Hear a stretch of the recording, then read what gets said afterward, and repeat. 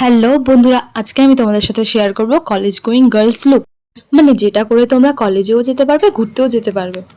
So সবার ফার্স্টে আমি আমার মুখটাকে ক্লিন করে নিচ্ছি একটা ফেস ওয়াশ দিয়ে, যেটা কিনা সব থেকে গুরুত্বপূর্ণ স্কিনের জন্য বলো বা মেকআপের জন্য বলো, যাতে একটু মুখে কোনো ডাস্ট না থাকে এরকমভাবে ক্লিন করতে হবে। তো ফেসটাকে ক্লিন করার পরপরেই মানে কিছুক্ষণের মধ্যে আমাদের ইউজ করতে হবে একটা ভালো ময়েশ্চারাইজার, সেটা হচ্ছে নিজের স্কিন টাইপ অনুযায়ী, ঠিক আছে? তো আমার এখানে অয়েলি স্কিন, এই জন্য আমি একটা জেল বেস ময়েশ্চারাইজার ইউজ করলাম। তোমরা তোমাদের স্কিন টাইপ অনুযায়ী করবে। তারপর আমি একটা ভালো সানস্ক্রিন ইউজ করছি, যেটা কিনা সবারই করা উচিত। বাড়ি থেকে বেরোনোর আগে সবসময় সানস্ক্রিন ক্যারি করা উচিত এবং ইউজ করে বাড়ি থেকে বেরোনো উচিত।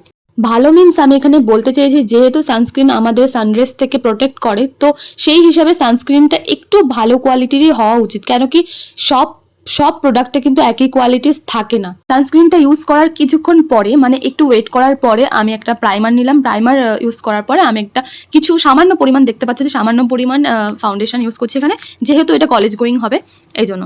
এরপর আমি একটা লুজ পাউডার নিয়ে সেটাকে ভালোভাবে সেট করে নিলাম। যেহেতু এটা গরম, বারবার বলছি, গরমকালে কিন্তু প্রচণ্ড পরিমাণে ঘাম হতে পারে, অনেকের প্রচুর ঘাম হয়, আমার অতটাও হয় না, তবুও বাইরে বেরোলে একটু তো হয়।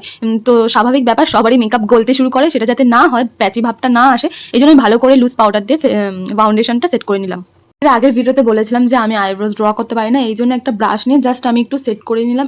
তারপর আমি একটু পাউডার ব্লাশ নিয়ে একটু গালে, একটু নাকে একটু চিনি দিয়ে দিলাম, যেটা আমার খুব পছন্দের একটা স্টেপ। এরপর একটা কাজল বা একটা জেল আইলাইনার আর এরকম একটা সরু ব্রাশ নিয়ে আমি এইভাবে এই জেল আইলাইনারটা পরার পর একটা কালো আই শ্যাডো নিয়ে ব্রাশটা দিয়ে এরকমভাবে স্মাচ করে দেবো। তারপর যেটা ছাড়া আই লুক একদম ইনকমপ্লিট লাগে, সেটা মানে হচ্ছে মাস্কারা। আমি একটা লিপ লাইনার দিয়ে লিপটাকে ভালো করে মানে কি বলে এটাকে, কি বলে দাঁড়াও দাঁড়াও। তারপর লিপটাকে ড্র করে নিলাম আর একটা লিপ লাইনার দিয়ে, যেটা আমার প্রায় শেষই হতে গেছে, সেটা আমি বাবা বলতে বলতে তো পুরো লুকটাই কমপ্লিট হয়ে গেছে। দেখে নাও আমার ফাইনাল লুক কেমন হয়েছে, সবাই জানিও, কমেন্ট আর সাবস্ক্রাইব করে দিও প্লিজ। সত্যি বলতে আমার তো সামনের দিক খুবই ভালো লাগছিল, আর মাও আজকে বলছিল যে চোখটাও খুব সুন্দর লাগছে, মানে একটু অ্যাট্রাকটিভ লাগছে। তোমাদের কেমন লেগেছে তোমরা কিন্তু নিশ্চয়ই জানিও। টাটা।